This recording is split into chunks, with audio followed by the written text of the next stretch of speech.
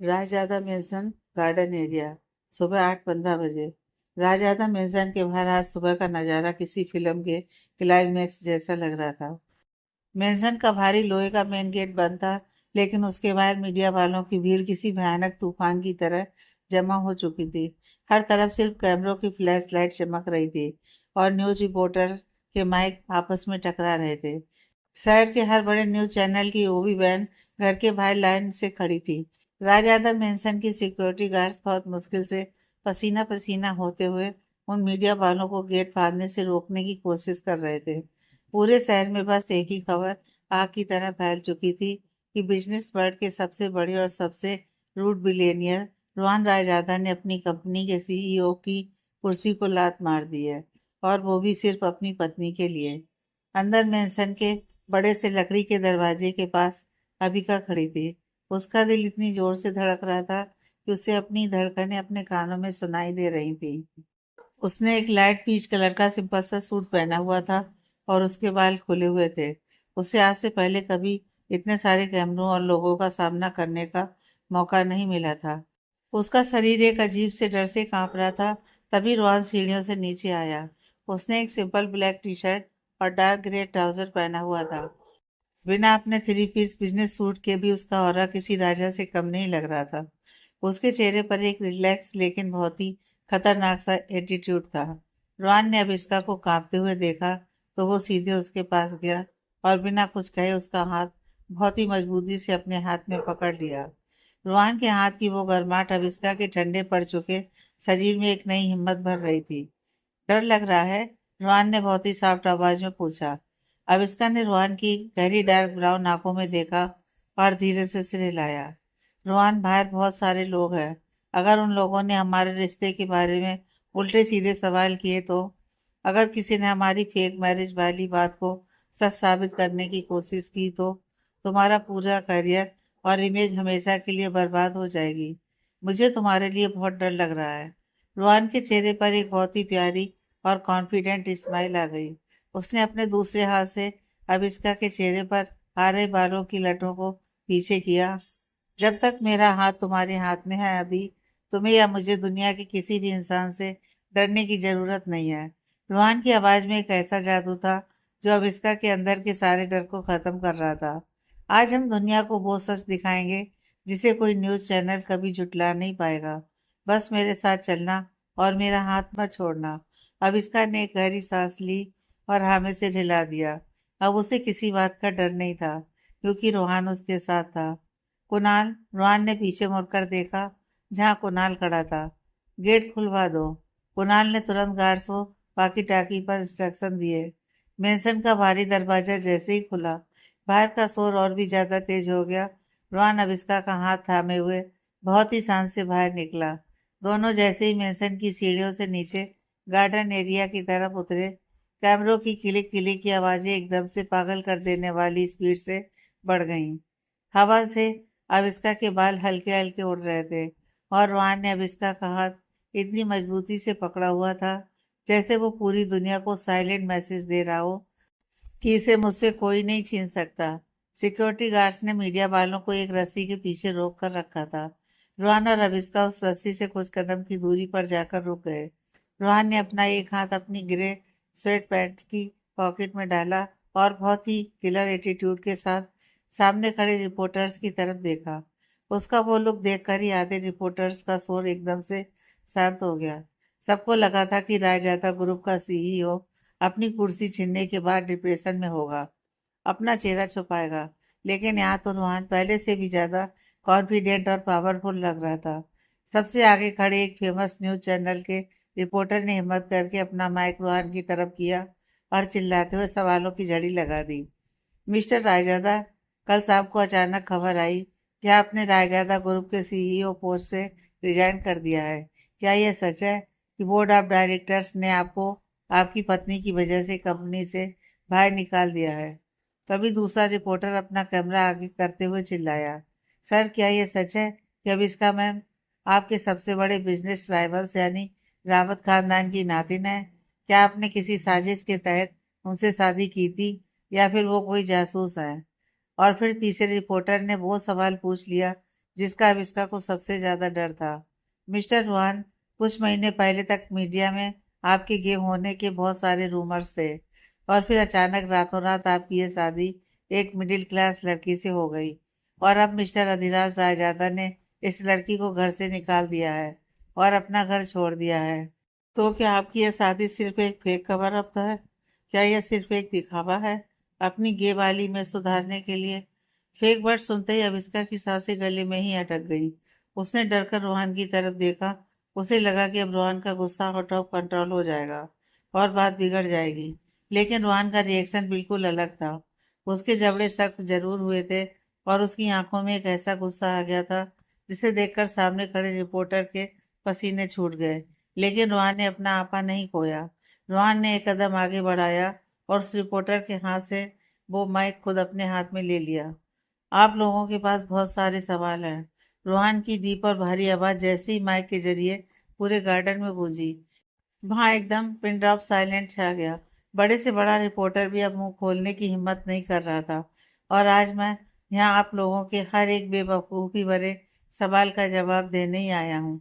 रोहन ने एक बहुत ही ठंडी नज़र मीडिया पर डाली, क्योंकि इसके बाद मेरी पर्सनल लाइफ और मेरी वाइफ को लेकर कोई भी बकवास किसी भी न्यूज़ चैनल पर नहीं चलनी चाहिए। ये मेरी पहली और आखिरी वार्निंग है। रोहन ने अविस्का को अपनी तरफ खींचा और अपनी एक मजबूत बांह उसकी कमर के चारों तरफ लपेट ली। अविस्का रोहन के चौड़े सीने से लगकर खड़ी हो गई। रोहन के इस पब्लिक डिस्प्ले ऑफ अफेक्शन ने वहां खड़े सभी लोगों को हैरान कर दिया। सबसे पहला सवाल, रोहन ने सीधे टीवी कैमरों की तरफ देखते हुए कहा। हाँ, मैंने रायजादा ग्रुप के सीईओ की कुर्सी छोड़ दी है। मुझे किसी ने निकाला नहीं है। मैंने खुद वो कुर्सी और वो करोड़ों की कंपनी छोड़ी है। कुछ लोगों को और शायद मेरी फैमिली के कुछ लोगों को भी लगता था कि रायजादा ग्रुप की वो कुर्सी मेरी पहचान है। लेकिन वो लोग ये भूल गए कि वो कुर्सी मैंने अपनी मेहनत और अपने दिमाग से इतनी बड़ी बनाई थी। मैं जहाँ खड़ा होता हूँ, मेरा एम्पायर वहीं से शुरू होता है। मुझे किसी के दिए हुए नाम या कुर्सी की कोई ज़रूरत नहीं है। रिपोर्टर्स रोहन का ये पागलपन वाला कॉन्फिडेंस देखकर एक दूसरे की शक्ल देखने लगे। कोई भी बिजनेसमैन अपनी कंपनी छोड़ने के बाद इतना रिलैक्स कैसे हो सकता था? अब आते हैं आपके दूसरे सवाल पर। रोहन ने अविष्का की तरफ देखा और उसके चेहरे का वो सख्त एक्सप्रेशन पल भर में बहुत ही सॉफ्ट और रियल स्माइल में बदल गया। मेरी वाइफ अविष्का, आप लोग पूछ रहे हैं कि क्या ये रावत खानदान से है? हाँ, ये अपराजिता रावत की बेटी है। लेकिन इससे मुझे या अविष्का को कोई फर्क नहीं पड़ता। अविष्का किसी राइवल खानदान की कोई साजिश नहीं है। वो मेरी जिंदगी का सबसे खूबसूरत सच है जो मुझे एक्सीडेंटली मिल गया। रोहन ने वापस मीडिया की तरफ देखा और उसकी आवाज एकदम लोहे जैसी सख्त हो गई। और आप लोग जो ये फेक शादी और रूमर्स की बकवास कर रहे हैं ना, अपने कान खोलकर सुन लीजिए। मेरी वाइफ अभिष्का मेरे लिए मेरी कंपनी, मेरे सीईओ के टाइटल और मेरी सारी दौलत से बहुत ऊपर है। कल मेरे सामने चॉइस रखी गई थी कि या तो मैं अपनी कंपनी और सीईओ की कुर्सी चुन लूं या फिर अपनी अभिष्का को। और मैंने एक सेकंड भी नहीं लगाया अपनी अभिष्का को चुनने में। अभिष्का की आंखों में अब आंसू आ गए थे। वो चाहकर भी खुद को रोने से नहीं रोक पा रही थी। रोहन सबके सामने, इतने बड़े कैमरों के सामने इतनी बेबाकी से अपने प्यार का इजहार कर रहा था। वो दुनिया को चीख चीख कर बता रहा था कि अविष्का ही उसकी सबसे बड़ी प्रायोरिटी है। अविष्का को लगा जैसे उसका दिल खुशी से फट जाएगा। जिस इंसान को अपने प्यार के लिए करोड़ों का बिजनेस एम्पायर ठोकर मारने में कोई डर ना लगे, क्या आपको लगता है कि उसकी शादी फेक हो सकती है? रोहन का सवाल सीधा उस रिपोर्टर के मुंह पर करारा तमाचा था जिसने फेक शादी की बात उठाई थी। रिपोर्टर का सिर शर्म से नीचे झुक गया और उसने अपना कैमरा थोड़ा नीचे कर लिया। अब इसका मेरी कोई मजबूरी नहीं है, वो मेरी सबसे बड़ी ताकत है। रोहन ने माइक में बोलते हुए अविष्का के माथे पर सबके सामने एक बहुत ही प्यारा और लंबा किस किया। कैमरों की फ्लैश लाइट इस परफेक्ट रोमांटिक मोमेंट को कैप्चर करने के लिए और भी ज्यादा तेज हो गई। रोहन ने अपने होंठ हटाए और अविष्का की आंखों में झांकते हुए एक बहुत ही प्यारी स्माइल दी। फिर उसने वापस मीडिया की तरफ देखा। रायजादा ग्रुप मेरा पास्ट था। रोहन ने अपनी बात को खत्म करते हुए बहुत ही क्लियर वर्ड्स में कहा। मेरी असली दौलत, मेरी प्रेजेंट और मेरा फ्यूचर यहाँ मेरे साथ खड़ी है। और अगर अपनी वाइफ से प्यार करने के लिए मुझे 1000 बार भी सड़क पर आना पड़े तो मैं खुशी खुशी आऊंगा। अब अगर आप लोगों को मेरे बारे में कोई और र्यूमर फैलाना है तो शौक से फैलाइए, लेकिन याद रखिएगा कि रोहन रायजादा अपनी वाइफ के खिलाफ एक सिंगल शब्द भी बर्दाश्त नहीं करेगा। That's all. रोहन ने माइक वापस उस रिपोर्टर के हाथ में थमाया। वहां खड़े सारे मीडिया वाले एकदम सुन्न रह गए। कुछ फीमेल रिपोर्टर तो रोहन की बातें सुनकर इतनी ज्यादा इम्प्रेस हो गई थी कि उन्होंने वहीं खड़े खड़े ताली बजाना शुरू कर दिया। एक बिलियनियर ने लाइव टीवी पर अपने प्यार के लिए अपनी सारी दौलत कुर्बान करने की बात मान ली थी। ये किसी मॉडर्न फेयरी टेल से कम नहीं था। रोहन ने अब इसका का हाथ फिर से पकड़ा और बिना पीछे मुड़े बहुत ही एटीट्यूड के साथ उसे लेकर वापस मेंशन के अंदर आ गया। पीछे मीडिया वाले पागलों की तरह उनकी तस्वीरें लेते रहे, लेकिन अब किसी की हिम्मत नहीं थी कि वो एक भी नेगेटिव सवाल पूछ सके। मेंशन का भारी दरवाजा जैसे ही अंदर से बंद हुआ, बाहर का सारा शोर एकदम से कट गया। हॉल में एक अजीब सी शांति छा गई। अब इसका वही दरवाजे के पास खड़ी रह गई।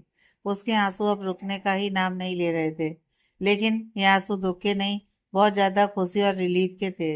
हाल में कुणाल और दादी माँ सामने ही खड़े थे। कुणाल ने जोर से सीटी बजाई और दोनों हाथों से ताली मारते हुए बोला, सुपर भाई, व्हाट ए ब्लॉकबस्टर परफॉर्मेंस। कसम से मजा आ गया। आपने तो मीडिया वालों की बोलती ही बंद कर दी। अब किसी भी चैनल की हिम्मत नहीं होगी जो आपकी और भाभी की शादी को फेक बोलने की कोशिश भी करे। दादी माँ ने मुस्कुराते हुए अपने आंसू पोंछे और आगे बढ़कर रोहन के गाल पर हाथ रखा। तूने आज मेरा सिर फक्र से ऊंचा कर दिया रोहन। एक सच्चे मर्द की पहचान यही है कि वो अपनी पत्नी की इज्जत दुनिया के सामने कैसे करता है। मुझे तुझ पर बहुत गर्व है मेरे बच्चे। रोहन ने दादी माँ को देखकर एक हल्की सी स्माइल दी और उनके हाथ को चूम लिया। फिर वो पलटा और अबिस्का की तरफ देखा। अबिस्का अभी भी रो रही थी और अपने होठों को दांतों से दबाकर अपनी सिसकियों को रोकने की कोशिश कर रही थी। रोहन ने एक लंबी सांस ली और आगे बढ़कर उसे अपनी बाहों में पूरी तरह से छुपा लिया। अब क्यों रो रही हो मेरी ड्रामा क्वीन? रोहन ने अविष्का के बालों में बहुत प्यार से हाथ फेरते हुए मजाक वाले टोन में कहा। बाहर इतना सॉलिड डायलॉग मारकर आया हूँ, मीडिया वालों को धो डाला। थोड़ा तो खुश हो जाओ। तुम बहुत बुरे हो रोहन। अविष्का ने सिसकते हुए रोहन के मजबूत सीने पर अपना सिर रखा और हल्का सा मुक्का मारा। तुमने मुझे पहले क्यों नहीं बताया कि डैड ने तुम्हारे सामने क्या शर्त रखी थी? तुमने मेरे लिए अपना सब कुछ छोड़ दिया, अपनी पूरी लाइफ की मेहनत छोड़ दी और मुझे भनक तक नहीं लगने दी। रोहन ने अविष्का का आंसुओं से भीगा हुआ चेहरा ऊपर उठाया। उसने अपने अंगूठे से अविष्का के गालों को साफ किया और उसकी आंखों में बहुत गहराई से देखते हुए कहा, तुम्हें खोने का डर मेरे लिए कंपनी खोने के डर से बहुत बड़ा था। अभी मैंने जो कुछ भी छोड़ा है उसका मुझे 0% भी रिग्रेट नहीं है, क्योंकि अब मेरे पास वो दौलत है जो मुझे सच में चाहिए थी। तुम। आविष्का ने अपनी बाहें रुहान के गले में डाल दी और उसे बहुत जोर से गले लगा लिया। अब कोई कॉन्ट्रैक्ट नहीं था, कोई फेक शादी का डर नहीं था। आज से उनकी एक नई शुरुआत होने वाली थी। तो मिस्टर एक्स सीईओ, आविष्का ने आंसुओं के बीच अपनी वो चुलबुली मुस्कान वापस लाते हुए रुहान से पूछा, अब आपका आगे का क्या प्लान है? क्योंकि आपकी ये वाइफ बहुत खर्चीली है। मुझे मेरे नए क्लाउड किचन के लिए बहुत सारे बर्तन, गैस स्टोव और सामान चाहिए। रुहान जोर से हंस पड़ा। उसकी उस रियल हंसी से पूरा हॉल गूंज उठा। कल रात से जो घर में एक अजीब सी टेंशन और घुटन का माहौल था, वो पूरी तरह से खत्म हो चुका था। Don't worry Mrs Raizada, Ruhan ने अपनी एक आंख मारते हुए बहुत ही फ्लर्टी अंदाज में कहा, तुम्हारे क्लाउड किचन के बर्तन खरीदने के लिए तुम्हारे हस्बैंड के पर्सनल बैंक अकाउंट में अभी भी इतने पैसे हैं कि हम पूरी दुनिया आराम से घूम सकते हैं। कल से हम अपना एक नया ऑफिस और एक नया बिजनेस शुरू करेंगे, फ्रॉम जीरो। लेकिन इस बार हम दोनों साथ मिलकर काम करेंगे। रोहन की आंखों में एक नया सपना और एक नई चमक थी। उसने अपना एम्पायर खोया जरूर था, लेकिन अब वो अपनी आविष्का के साथ मिलकर एक नई दुनिया बसाने के लिए पूरी तरह से तैयार था। उधर दूसरी तरफ शहर के एक महंगे होटल के कमरे में टीवी स्क्रीन पर रोहन का ये मीडिया वाला इंटरव्यू देखकर अधिराज राजदादा ने गुस्से में अपना कांच का गिलास सामने दीवार पर दे मारा था। गिलास के हजारों टुकड़े हो गए थे। उनका रोहन को बर्बाद करने का प्लान पूरी तरह से फ्लॉप हो गया था। रोहन झुका नहीं था, बल्कि वो और भी ज्यादा मजबूत होकर सामने आया था। उधर शहर के दूसरे कोने में अधिराज राजदादा ने अपने ऑफिस में एक फाइल पटकी। महेश रावत की नातिन मेरे घर में राज कर रही है। और मेरे बेटे उसकी गुलामी कर रहे हैं। ये मैं बर्दाश्त नहीं करूंगा। अधिराज चिल्लाए। उस लड़की का सच अब सबके सामने आना ही होगा, चाहे इसके लिए मुझे किसी भी हद तक जाना पड़े। अधिराज की आंखों में वो पुरानी नफरत फिर से जाग उठी थी। उन्हें लग रहा था कि अब इसका की शक्ल उन्हें बार बार रावत परिवार को उस धोखे की याद दिला रही है। उन्हें नहीं पता था कि जिसे वो नफरत कर रहे हैं वो दरअसल उनका अपना एक पुराना जख्म है, जो अब इसका के आने से फिर से हरा हो गया है। उन्होंने ठान लिया था कि भाई ये सब ऐसे नहीं चलने देंगे, फिर इसके लिए चाहे उन्हें अपने बेटे से ही दूर क्यों ना होना पड़े। की नफरत सभी रिश्तों पर हावी हो रही थी। राजआधा मेंशन शाम का वक्त। मेंशन के अंदर अभी भी मीडिया के ड्रामे के बाद भी शांति छाई थी कि तभी एक गाड़ी रुकने की आवाज आई। रोहन और अविष्का भी हॉल में दादी माँ के साथ ही थे कि दरवाजा खुला और मिस्टर अधिराज राजदादा अंदर दाखिल हुए। उनके चेहरे पर वही पुरानी नफरत और गुस्से की लकीरें थीं, लेकिन इस बार उनकी आंखों में एक अजीब सी ठंडक थी, जैसे वो कोई बहुत बड़ा फैसला करके आए हों। बहुत अच्छा तमाशा किया बाहर मीडिया के सामने तुम दोनों ने। अधिराज की आवाज भारी सन्नाटे को चीरती हुई गूंजी। रुआन अधिराज के आगे आकर खड़ा हो गया। डैड, मैंने अपना फैसला सुना दिया है। अब इस घर में बहस की कोई जगह नहीं बची है। अधिराज ठंडी हंसी हंसे। फैसला तुमने सुनाया है रुआन, लेकिन इस घर का मालिक अभी भी मैं हूँ। तुम्हें लगा कि तुम कंपनी छोड़ दोगे और मैं तुम्हें इस आलीशान महल में बैठकर अपनी नफरत को रोज चुनौती देने दूंगा। अधिराज ने हाथ में पकड़े कुछ पेपर्स टेबल पर फेंके। ये इस घर के बेदखली के पेपर्स हैं। अगर तुम्हें उस रावत की बेटी के साथ अपनी दुनिया बसानी है तो जाओ, लेकिन मेरी घर की छत के नीचे नहीं। आज इसी वक्त तुम ये घर छोड़कर जा रहे हो।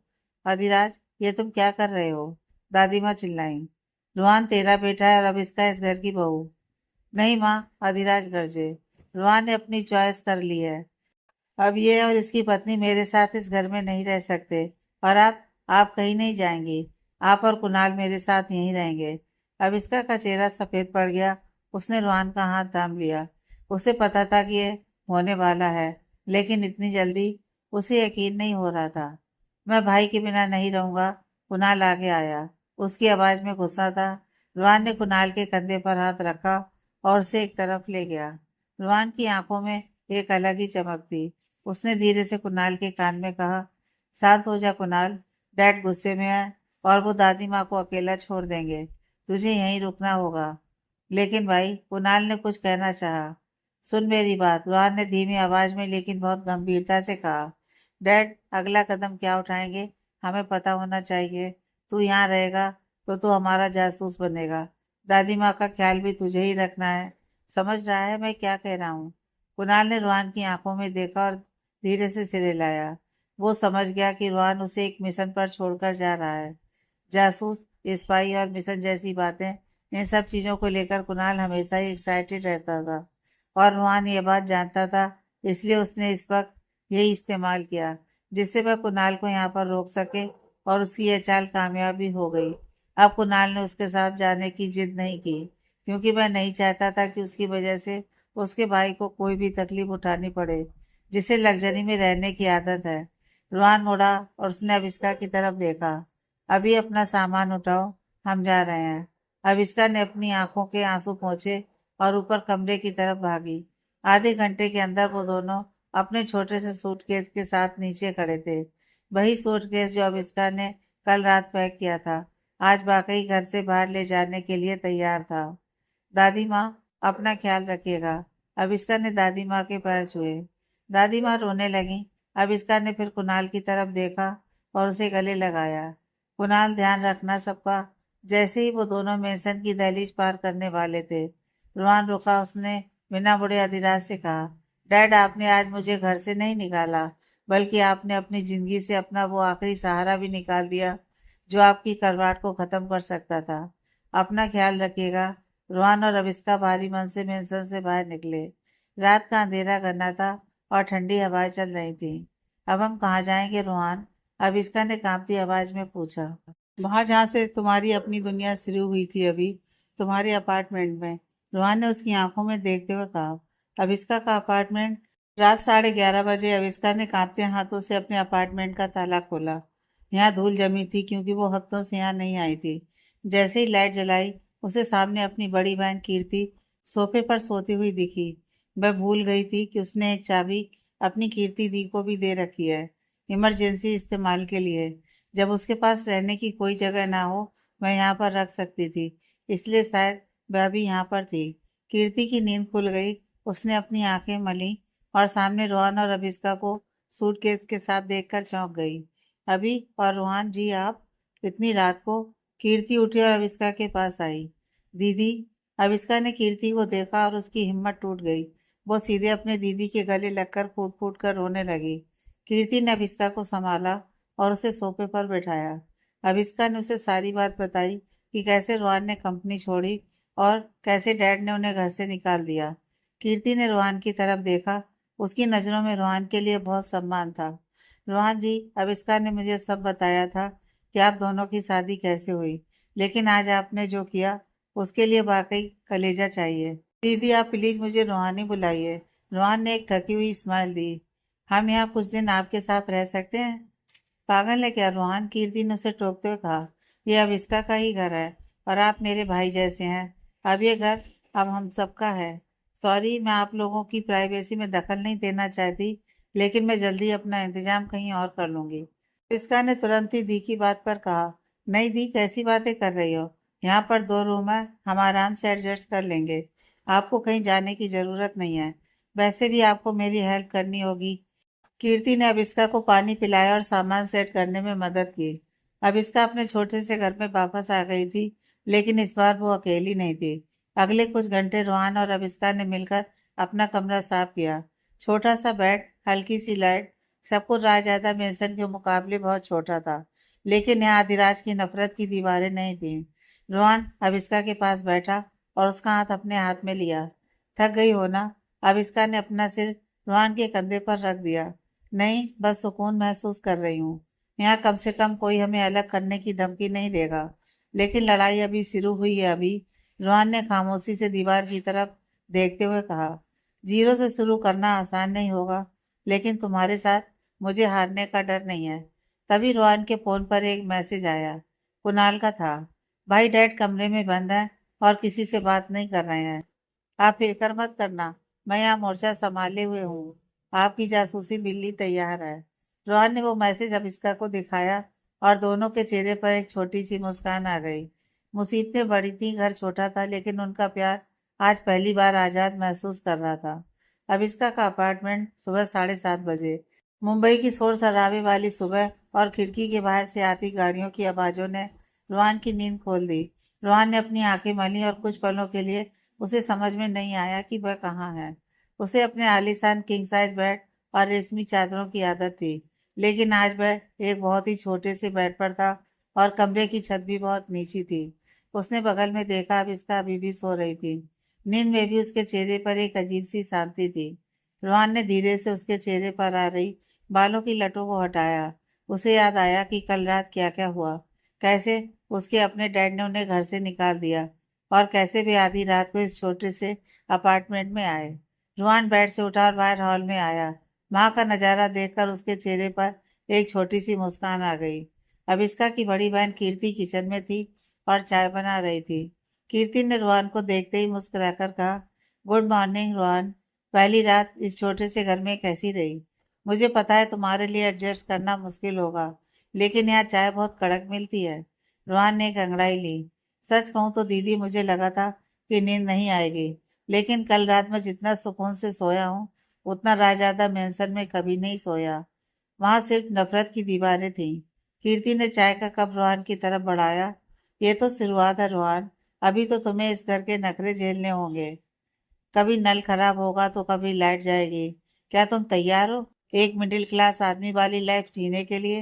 रोहन ने चाय का एक घूंट लिया और उसकी आंखें चमक गईं। चाय वाकई लाजवाब है दीदी। और रही बात मिडिल क्लास आदमी की लाइफ की, तो मैं जीरो से शुरू करने में माहिर हूँ। बस अब इसका साथ है तो मुझे किसी चीज की फिक्र नहीं है। तब तक अब इसका भी आंखें मलते हुए कमरे से बाहर आ गई। उसने रोहन और कीर्ति को बातें करते देखा तो मुस्कुरा दी। Good morning. आप दोनों तो बहुत जल्दी उठ गए। सुबह जल्दी उठना पड़ता है अभी, वरना नहाने का पानी आना बंद हो जाएगा। तुझे तो याद ही होगा, कीर्ति ने मजाक करते हुए कहा। तीनों ने मिलकर चाय पी और फिर शुरू हुई इस छोटे से घर को सही करने की जद्दोजहद। रोहन, जिसने कभी खुद पानी का गिलास भी नहीं उठाया था, आज अभिष्का के साथ मिलकर झाड़ू पोछा करने और धूल साफ करने में लगा था। अभिष्का उसे देख देख कर हैरान भी हो रही थी और उसे रोहन पर बहुत प्यार भी आ रहा था। रोहन, तुम ये सब क्यों कर रहे हो? मैं और दीदी मिलकर कर लेंगे ना? अभिष्का ने उसके हाथ से कपड़ा छीनने की कोशिश की। रोहन ने उसे रोक दिया। नहीं अभी, ये अब हमारा घर है और मैं चाहता हूँ कि हम हर चीज मिलकर करें। वैसे भी मुझे ये सब करने में मजा आ रहा है। ये सब किसी थेरेपी जैसा है। दोपहर तक घर चमकने लगा था। अभिष्का ने किचन संभाला और अपने क्लाउड किचन के ऑर्डर्स की तैयारी शुरू कर दी। उसने कुछ नए मेनू कार्ड्स डिजाइन किए थे। रोहन ने भी अपना लैपटॉप खोला और अपने नए बिजनेस स्टार्टअप पर काम शुरू किया। उसे कुछ पुराने इन्वेस्टर्स को कॉल करना था और उन्हें यकीन दिलाना था कि रोहन रायजादा का दिमाग अभी भी उतना ही शार्प है, भले ही उसके पास रायजादा कंपनी और पावर ना हो। रायजादा मेंशन, दोपहर 1 बजे। उधर रायजादा मेंशन में मातम जैसा सन्नाटा था। घर की रौनक जैसे रोहन और अभिष्का के साथ ही चली गई थी। कुणाल लिविंग रूम में सोफे पर बैठा था, लेकिन उसका ध्यान टीवी पर नहीं बल्कि डैड के कमरे के दरवाजे पर था। अधिराज कल रात से अपने कमरे से बाहर नहीं निकले थे। सुषमा आंटी ने नाश्ता भेजा था, लेकिन उन्होंने हाथ भी नहीं लगाया। कुणाल ने अपना फोन निकाला और धीरे से रोहन को मैसेज किया। भाई, डैड ने अभी तक दरवाजा नहीं खोला है। वो किसी से बात भी नहीं कर रहे हैं। दादी माँ भी अपने कमरे में रो रही हैं। यहाँ सब बहुत अजीब लग रहा है। रोहन का तुरंत जवाब आया। हिम्मत मत हारना कुणाल, तू वहाँ हमारा जासूस है। डैड का गुस्सा ठंडा होने दे, फिर धीरे धीरे बात करने की कोशिश करना। दादी माँ का ख्याल रखना। कुणाल ने एक गहरी सांस ली। तभी उसने देखा कि डैड के कमरे का दरवाजा खुला। अधिराज बाहर निकले। उनका चेहरा और भी सख्त हो गया था और आंखें लाल थी। कुणाल, अधिराज की आवाज गूंजी। जी डैड। कुणाल तुरंत खड़ा हो गया। रोहन के ऑफिस से फोन आया था? क्या वो आज ऑफिस नहीं गया? अधिराज ने सख्ती से पूछा। नहीं डैड, भाई तो आज नहीं गए। शायद वो अपना कुछ नया देख रहे हैं। आपने ही तो उन्हें निकाला है। कुणाल ने मासूमियत से झूठ बोला, जबकि उसे पता था कि रोहन ने घर से ही काम शुरू कर दिया है। नया? अधिराज कड़वाहट से हंसे। देखते हैं वो बिना मेरे नाम के कितनी दूर जाता है। और तुम कल से ऑफिस ज्वाइन कर रहे हो। मुझे रोहन की जगह कोई भरोसेमंद चाहिए। कुणाल का दिल धक से रह गया।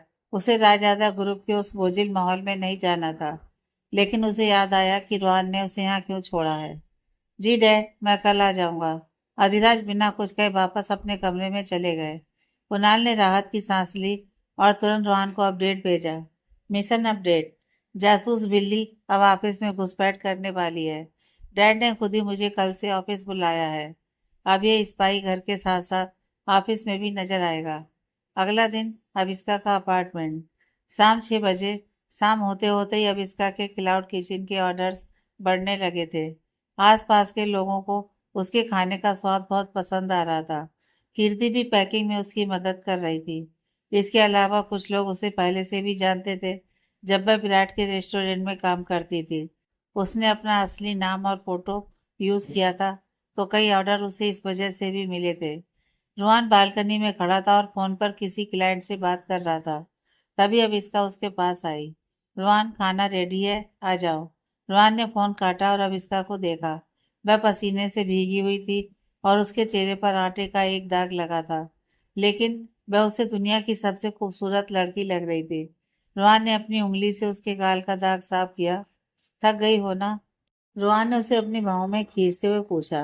नहीं रोहन, मैं खुश हूँ। आज हमें कल के मुकाबले आज डबल ऑर्डर्स मिले हैं। और पता है, लोगों ने रिव्यू में लिखा है कि उन्हें घर जैसा स्वाद मिल रहा है। अविष्का की आंखों में एक अजीब सी चमक थी। अभी मैं तुमसे एक बात कहना चाहता हूँ। रोहन का स्वर गंभीर हो गया। क्या? अविष्का ने उसकी आंखों में झांका। मैंने आज कुछ पुराने इन्वेस्टर से बात की। डैड ने मार्केट में यह खबर फैला दी है कि जो भी मेरे साथ काम करेगा, रायजादा ग्रुप उसे बर्बाद कर देगा। अभी के लिए कोई भी मेरे साथ रिस्क लेने को तैयार नहीं है। रोहन ने एक ठंडी सांस ली। शायद कुछ वक्त के लिए हमें तुम्हारी इस क्लाउड किचन की इनकम पर ही निर्भर रहना पड़ेगा। अविष्का ने रोहन का हाथ थाम लिया और उसे चूम लिया। रोहन, ये पैसे मेरे नहीं, हमारे हैं। तुमने मेरे लिए अपना सब कुछ छोड़ दिया। क्या मैं तुम्हारे लिए इतना भी नहीं कर सकती?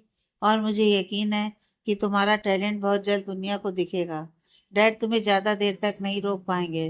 रोहान ने अविष्का को कसकर गले लगा लिया। इस छोटे से अपार्टमेंट की बालकनी में, जहाँ नीचे गाड़ियों का शोर था, उन दोनों को एक अलग ही सुकून महसूस हो रहा था। वैसे रुआन दीदी कह रही थी कि वो अपने लिए कोई और जगह देख लेंगी, हमें उन्हें रोकना होगा। आविष्का ने कहा, हाँ दीदी बहुत हेल्पफुल हैं, उनके होने से घर में रौनक रहती है। अब वह किचन में तुम्हारी हेल्प करती हैं और मैं नहीं रहूँगा तो मुझे ये सोचकर टेंशन नहीं होगी कि तुम अकेली हो घर पर। रुआन ने सहमति जताई। रात में तीनों ने मिलकर वही खाना खाया जो अविष्का ने बनाया था। कीर्ति और रोहन के बीच खूब बातें हुई। कीर्ति बहुत फ्रेंडली थी और भले ही वह अविष्का से 3-4 साल ही बड़ी थी, लेकिन फिर भी रोहन से शायद 1 साल बड़ी होगी। लेकिन वह भी उसे रिस्पेक्ट देते हुए दी कहकर बुला रहा था, इसलिए कीर्ति भी उसे एकदम छोटे भाई की तरह छेड़ रही थी। सुनो रोहन, कल सुबह तुम्हें नीचे जाकर दूध और ब्रेड लाना होगा, यहाँ होम डिलीवरी नहीं होती, कीर्ति ने उसे चिढ़ाया। ठीक है दीदी, और मैं अभिष्का के लिए उसके क्लाउड किचन का सामान भी लाऊंगा। रोहन ने अभिष्का की तरफ देखकर आंख मारी। अभिष्का खुश हो गई और कीर्ति भी उसकी बातों से काफी इम्प्रेस लग रही थी। सब कुछ ठीक चल रहा था, लेकिन अभिष्का के मन में एक अनजाना डर था। उसे पता था कि अधिराज रायजादा इतनी आसानी से हार नहीं मानेंगे। वो जरूर कुछ ऐसा करेंगे जिससे उनकी ये छोटी सी दुनिया फिर से उजड़ जाए। और अभिष्का का डर सही भी था। उधर होटल के कमरे में अधिराज रायजादा एक फाइल देख रहे थे। तो अविष्का मल्होत्रा, या यूं कहूँ कि अविष्का रावत, तुम्हारी कमजोरी मुझे मिल गई है। अब देखते हैं रोहन तुम्हें कैसे बचाता है। अधिराज की आंखों में एक खतरनाक चमक थी। उन्होंने उस शख्स को फोन लगाया जिसे वो सालों से अपनी नफरत की लिस्ट में सबसे ऊपर रखते थे, महेश रावत। हेलो महेश, बहुत साल हो गए। तुम्हारी नातिन मेरे बेटे के साथ भाग गई है, क्या तुम उसे वापस नहीं बुलाना चाहोगे? अधिराज ने कड़वाहट भरी मुस्कान के साथ कहा। दूसरी तरफ से कॉल रिसीव हो गया था, लेकिन जानी पहचानी आवाज सुनने के बाद किसी ने कुछ नहीं बोला था। अविष्का का अपार्टमेंट, सुबह 8 बजे। मुंबई की भागदौड़ भरी सुबह शुरू हो चुकी थी। छोटे से अपार्टमेंट की खिड़की से आती हल्की धूप सीधे अविष्का के चेहरे पर पड़ रही थी। उसने अपनी आंखें खोली तो देखा कि रोहन उसके पास नहीं था। वह झटके से उठी। रायजादा मेंशन में रोहन कभी भी अविष्का से पहले नहीं उठता था। अविष्का ने अपने बाल बांधे और कमरे से बाहर हॉल में आई। बाहर का नजारा देखकर उसके कदम वहीं रुक गए और चेहरे पर एक बहुत ही प्यारी सी स्माइल आ गई। रोहन उस छोटे से डाइनिंग टेबल पर बैठा था जिसे उसने अपना वर्क डेस्क बना लिया था। उसका लैपटॉप खुला था और वह एक हाथ में फोन पकड़े किसी इन्वेस्टर से बहुत सीरियस टोन में बात कर रहा था। उसने एक सिंपल सी ग्रे टी शर्ट और लोअर पहना हुआ था, और सबसे हैरानी की बात यह थी कि उसके दूसरे हाथ में चाय का एक कप था जो उसने खुद बनाया था। रोहन की नज़र जैसे ही अविष्का पर पड़ी, उसने फोन पर बात करते करते ही अविष्का को एक आंख मारी। अविष्का मुस्कुराते हुए किचन की तरफ गई। वहां उसकी बड़ी बहन कीर्ति पहले से ही गैस पर कुछ पैनकेक्स बना रही थी। गुड मॉर्निंग दीदी, अविष्का ने कीर्ति को पीछे से गले लगाते हुए कहा। आप इतनी सुबह क्यों उठ गईं? आपको मुझे उठा देना चाहिए था। कीर्ति ने गैस धीमी की और पलटकर अविष्का की गाल खींचे। अरे मेरी मास्टर सेफ, कल रात तू इतने सारे ऑर्डर्स पूरे करते करते बहुत लेट सोई थी। मैंने सोचा आज तेरी नींद खराब ना करूं, और वैसे भी तेरे इस हैंडसम हस्बैंड ने मुझे इम्प्रेस कर दिया है। सुबह उठकर खुद चाय बनाई और मुझे भी पिलाई। मान गई अभी, लड़का हीरा है। अब इसका को बहुत ही प्राउड फील हुआ। मैंने कहा था ना दीदी, रोहन सिर्फ एक बिलियनियर नहीं है, वो एक बहुत अच्छा इंसान भी है। आप बैठिए, मैं क्लाउड किचन की तैयारी शुरू करती हूँ। दोपहर तक ऑर्डर आना शुरू हो जाते हैं। तभी रोहन का फोन कॉल खत्म हुआ और वह किचन के दरवाजे पर आकर खड़ा हो गया। गुड मॉर्निंग लव, रोहन ने बहुत ही प्यार से अभिष्का को देखते हुए कहा। गुड मॉर्निंग रोहन, अभिष्का ने शर्माते हुए कहा, क्योंकि कीर्ति वहीं खड़ी थी। तुम्हारी मीटिंग कैसी रही फोन पर? रोहन ने एक गहरी सांस ली। स्ट्रगल चल रहा है अभी। डैड ने मार्केट में मेरे नाम को लेकर बहुत निगेटिविटी फैला दी है। कोई भी जल्दी मेरे प्रोजेक्ट में पैसे लगाने को तैयार नहीं है। लेकिन मैं भी रोहन रायजादा हूँ, इतनी जल्दी हार नहीं मानूंगा। आज दोपहर में मेरी मिस्टर सिंघानिया के साथ एक फाइनल मीटिंग है। अगर वो डील क्रैक हो गई तो हमारा नया ऑफिस सेट हो जाएगा। मुझे तुम पर पूरा भरोसा है रोहन। अविष्का ने उसका हाथ थामते हुए कहा। तभी रोहन का फोन फिर से बजा। स्क्रीन पर कुणाल का नाम फ्लैश हो रहा था। रोहन ने कॉल उठाया। हाँ कुणाल बोल। ऑफिस पहुंच गया तू? हाँ भाई। दूसरी तरफ से कुणाल की आवाज बहुत घबराई हुई लग रही थी। भाई मैं अभी डैड के केबिन के बाहर से गुजर रहा था। मैंने डैड को फोन पर किसी से बात करते हुए सुना। उन्होंने कल रात ही महेश रावत मतलब अब इसका भाभी के नाना जी को कॉल कर दिया था। डैड ने उन्हें बता दिया था कि आप लोग कहाँ हैं। भाई वो लोग किसी भी वक्त वहां पहुंच सकते हैं। रुहान का चेहरा पल भर में सख्त हो गया। उसकी डार्क ब्राउन आंखों में एक टेंशन आ गई। ठीक है कुणाल तू अपना ध्यान रख। मैं यहाँ सब संभाल लूंगा। रुहान ने बात खत्म करके फोन रख दिया। क्या हुआ रुहान? कुणाल क्या कह रहा था? अविष्का ने रुहान के चेहरे का बदला हुआ रंग देखकर पूछा। रुहान कुछ कहता उससे पहले ही अपार्टमेंट की डोरबेल बहुत जोर से बजी। एक बार, दो बार, तीन बार, कोई लगातार बेल बजा रहा था। कीर्ति ने गैस बंद की। इतनी सुबह सुबह कौन आ गया? वो भी बेल ऐसे बजा रहा है जैसे दरवाजा तोड़ देगा। रुहान समझ गया था कि बाहर कौन है। उसने अविष्का को पीछे किया। तुम दोनों यहीं रुको, मैं दरवाजा खोलता हूँ। रुहान ने जाकर दरवाजा खोला। बाहर का नजारा देखकर आसपास के फ्लैट वाले भी अपने दरवाजे खोलकर झांक रहे थे। दरवाजे पर चार भारी भरकम बॉडीगार्ड्स खड़े थे और उनके बीच में एक बहुत ही रौबदार और बुजुर्ग इंसान खड़ा था। उन्होंने एक बहुत महंगा सफेद कुर्ता पैजामा पहना हुआ था और उनके हाथ में एक सिल्वर हैंडल वाली छड़ी थी। उनके चेहरे पर एक अजीब सा गुस्सा और एक तड़प थी। ये महेश रावत थे, शहर के सबसे बड़े बिल्डर्स में से एक और अविष्का के सगे नाना। महेश रावत ने रोहन को ऊपर से नीचे तक देखा। उनकी आंखों में रायजादा खानदान के लिए वो पुरानी नफरत साफ झलक रही थी। रोहन रायजादा, महेश रावत की भारी आवाज गूंजी। मुझे अंदर नहीं बुलाओगे या तुम्हारे बाप ने तुम्हें तहजीब नहीं सिखाई? रोहन अपनी जगह से एक इंच भी नहीं हिला। उसने अपना हाथ दरवाजे के फ्रेम पर रखा और बहुत ही ठंडे दिमाग से बोला।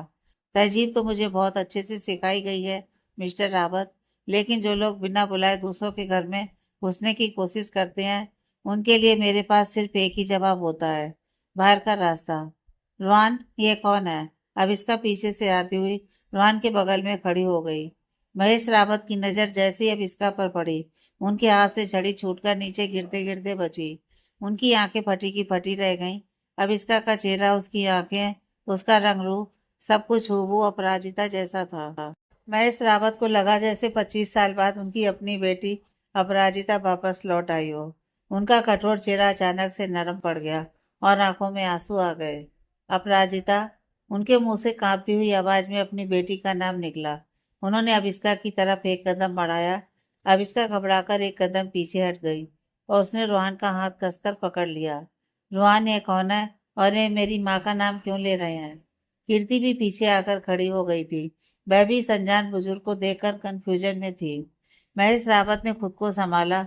उन्होंने अविष्का की आंखों में देखते हुए कहा, मैं तुम्हारा नाना हूँ बेटा, महेश रावत। तुम्हारी माँ अपराजिता मेरी सबसे छोटी और मेरी सबसे लाडली बेटी थी। नाना भट्ट सुनते ही अविष्का को लगा जैसे किसी ने उसे जोर का झटका दिया हो। उसने बचपन से लेकर आज तक कभी अपने नन्हेल बालों की शक्ल नहीं देखी थी। जब उसके माता पिता की डेथ हुई थी तब भी कोई रावत परिवार से उसे पूछने नहीं आया था और आज अचानक ये इंसान आकर खुद को उसका नाना बता रहा था। नाना? अविष्का की आवाज में एक कड़वाहट आ गई। मेरे कोई नाना नहीं है। अगर आप मेरी माँ के पिता होते तो आप तब कहाँ थे जब मेरी माँ इस दुनिया से चली गई? तब कहाँ थे जब मैं और मेरे पापा अकेले धक्के खा रहे थे? महेश रावत को अविष्का के हर एक शब्द तीर की तरह चुभ रहे थे। मुझे कुछ नहीं पता था बेटा। तुम्हारी माँ ने जब से उस लड़के से शादी की थी, मैंने अपनी बेटी के लिए अपने घर के दरवाजे बंद कर दिए थे। मुझे नहीं पता था कि तुम लोग किस हाल में हो। कल रात जब अधिराज रायजादा का फोन आया तब मुझे पता चला कि मेरी नातिन इसी शहर में है। महेश रावत ने रुहान की तरफ बहुत ही गुस्से से देखा। और मुझे ये भी पता चला कि इस रायजादा खानदान ने मेरी बच्ची को घर से धक्के मारकर निकाल दिया है। महेश रावत ने अपनी आवाज ऊंची करते हुए कहा, अधिराज ने अपनी पुरानी दुश्मनी का बदला मेरी नातिन से लिया है। बेटा तुम इस छोटे से और मामूली से अपार्टमेंट में क्यों रह रही हो? तुम महेश रावत की नातिन हो, करोड़ों की वारिस हो। चलो मेरे साथ, अपने असली घर चलो।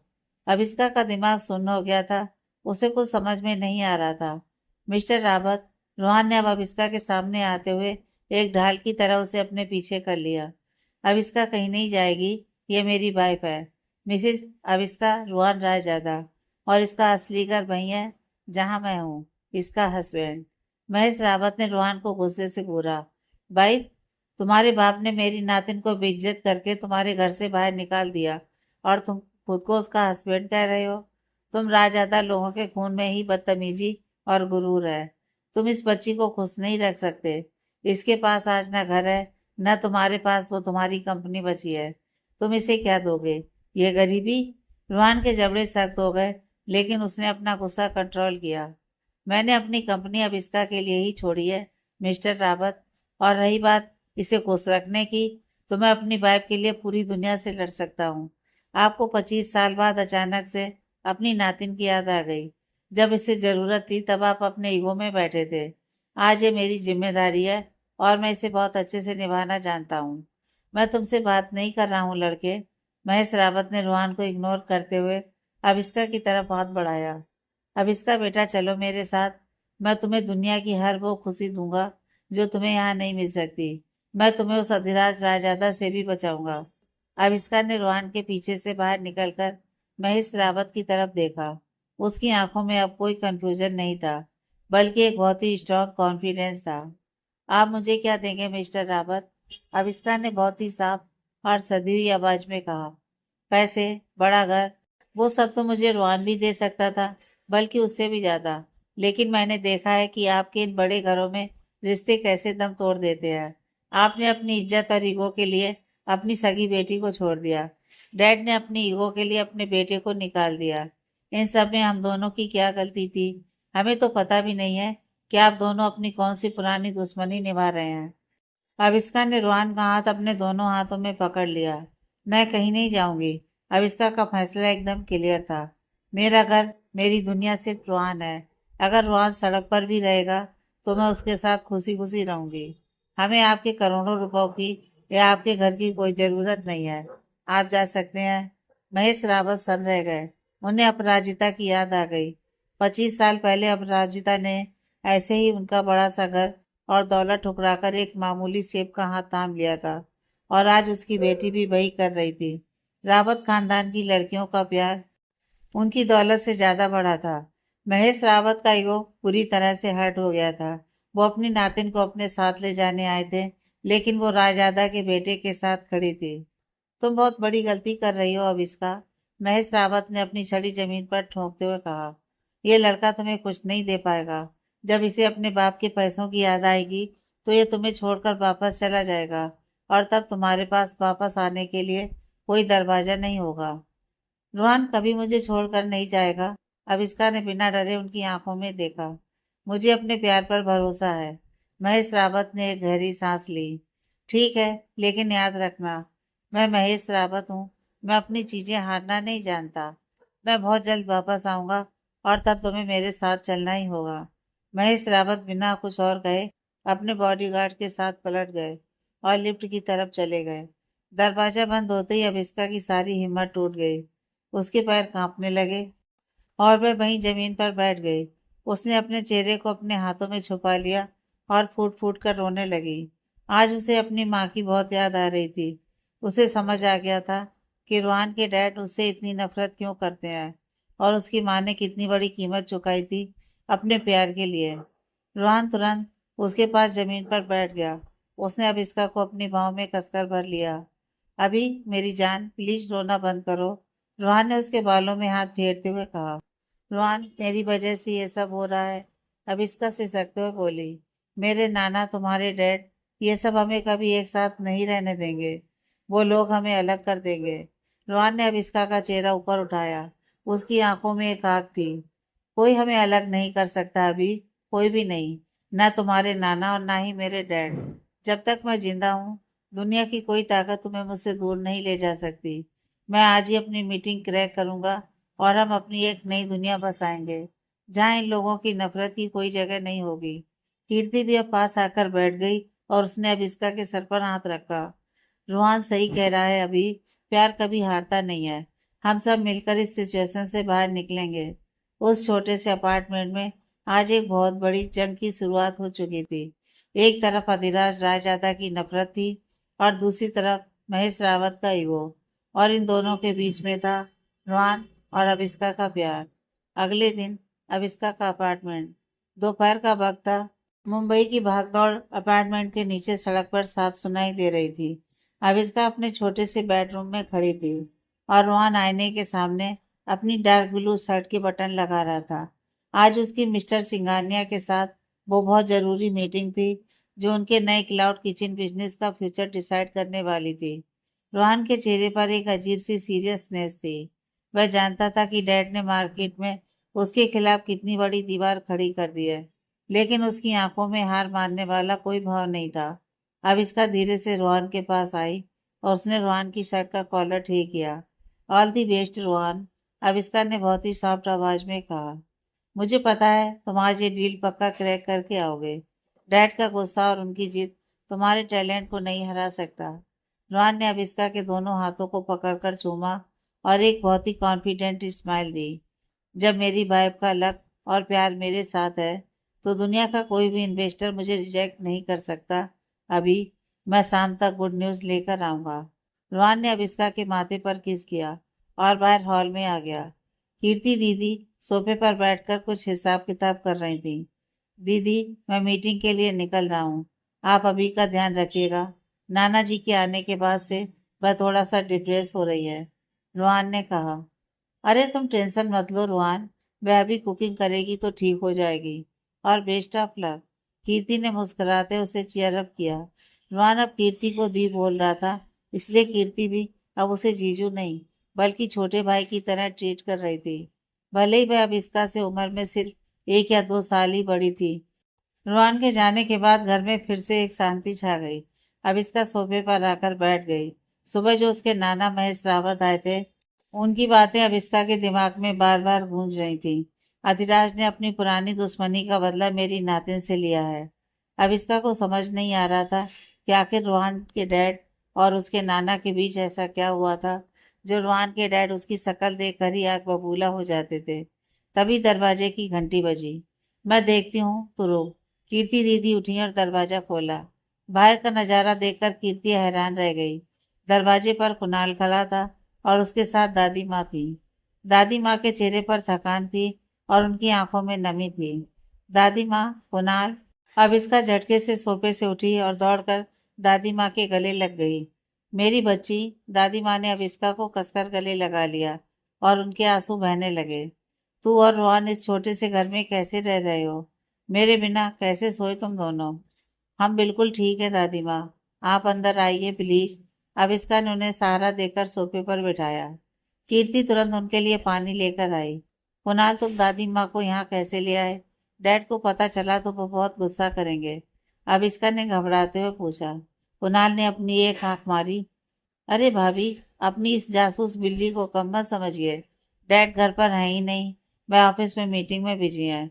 और मैं दादी माँ को चुपके से पीछे वाले दरवाजे से लेकर आ गया। दादी को आप दोनों की फिक्र हो रही थी और मैं भी आप लोगों के बिना मेंशन में बहुत बोर हो रहा था। दादी माँ ने पानी पिया और अविष्का के चेहरे को अपने कांपते हाथों में लिया। अभी बेटा, मुझे कुणाल ने बताया क्या सुबह महेश रावत यहाँ आया था और वो तुझे अपने साथ ले जाना चाहता था और तूने रोहन के लिए उसे साफ मना कर दिया। हाँ दादी माँ, मेरा असली घर रोहन है। मैं उनके उन करोड़ों रुपयों के लिए रोहन को नहीं छोड़ सकती। अविष्का ने बहुत ही कॉन्फिडेंस से कहा। दादी माँ ने एक गहरी सांस ली और उनकी आंखों में एक बहुत पुराना दर्द उभर आया। मुझे पता था कि महेश रावत ये मौका नहीं छोड़ेगा। दादी माँ की आवाज भारी हो गई। अभी बेटा, तू बार बार पूछती है ना कि अधिराज तुझसे इतनी नफरत क्यों करता है। वो महेश रावत का नाम सुनते ही पागल क्यों हो जाता है। आज मैं तुझे वो सच बताऊंगी जो इस दुनिया में सिर्फ 3 लोगों को पता है। अधिराज, महेश रावत और मुझे। अब इसका का दिल जोर से धड़कने लगा। कीर्ति भी कुणाल के पास आकर ध्यान से सुनने लगी। 30 साल पहले की बात है। दादी माँ ने फ्लैशबैक की शुरुआत करते हुए कहा। अधिराज उस वक्त शहर का सबसे यंग और सबसे रूड बिजनेसमैन था। उसका ईगो और उसका गुरूर आसमान छूता था। रायजादा खानदान का नाम तब भी बहुत बड़ा था और उस वक्त हमारे सबसे बड़े बिजनेस पार्टनर थे महेश रावत। अब इसका चुपचाप सुन रही थी दोनों परिवारों ने मिलकर एक बहुत बड़ा फैसला ले लिया था। दादी माँ की आवाज में एक पीड़ा थी। अधिराज की शादी महेश रावत की सबसे छोटी और खूबसूरत बेटी अपराजिता से तय कर दी गई थी। यह सिर्फ एक शादी नहीं थी, ये दो सबसे बड़े बिजनेसमैन एम्पायर्स की एक बहुत बड़ी डील थी। अपराजिता, अपनी माँ का नाम सुनकर अविष्का की आंखों में आंसू आ गए। शादी का दिन तय हो गया। दादी माँ ने आके कहा, पूरे शहर में शाही शादी की चर्चा थी। अधिराज भी अपराजिता की खूबसूरती का दीवाना था, लेकिन किसी को नहीं पता था कि अपराजिता का दिल कहीं और था। वो एक बहुत ही साधारण से मिडिल क्लास लड़के से प्यार करती थी, एक सेब से जिसका नाम अशोक मल्होत्रा था। तुम्हारे पापा। कीर्ति दीदी ने अविष्का के कंधे पर हाथ रखा। अविष्का की आंखों से आंसू बहने लगे। शादी वाले दिन जब बारात दरवाजे पर खड़ी थी, तब मीडिया के कैमरे हर तरफ थे। तब अपराजिता शादी के जोड़े में ही अशोक के साथ घर से भाग गई। दादी माँ की आंखें बंद हो गईं, जैसे वो उस मंजर को फिर से देख रही हो। वो दिन अधिराज के लिए मौत से भी बदतर था। दादी माँ ने अविष्का को देखा, एक इंसान जिसका ईगो उसकी जान से भी प्यारा हो। उसे पूरे शहर के सामने एक गरीब सेब के हाथों इतनी बड़ी हार मिली थी। अधिराज का गुरूर चकनाचूर हो गया था। दोनों परिवारों की बहुत बेइज्जती हुई। राजआदा और रावत खानदान की दोस्ती उसी दिन सबसे बड़ी दुश्मनी में बदल गई। फिर क्या हुआ दादी माँ? कुणाल ने हैरान होते हुए पूछा। उसे भी ये सच आज पहली बार पता चला था। अधिराज अपनी बेइज्जती बर्दाश्त नहीं कर पाया, दादी माँ ने बताया। उसने दुनिया को और महेश रावत को अपना पावर दिखाने के लिए सिर्फ एक हफ्ते के अंदर एक दूसरी लड़की से शादी कर ली। वो रोहन की माँ थी, लेकिन अधिराज कभी भी अपने अंदर के उस घाव को नहीं भर पाया।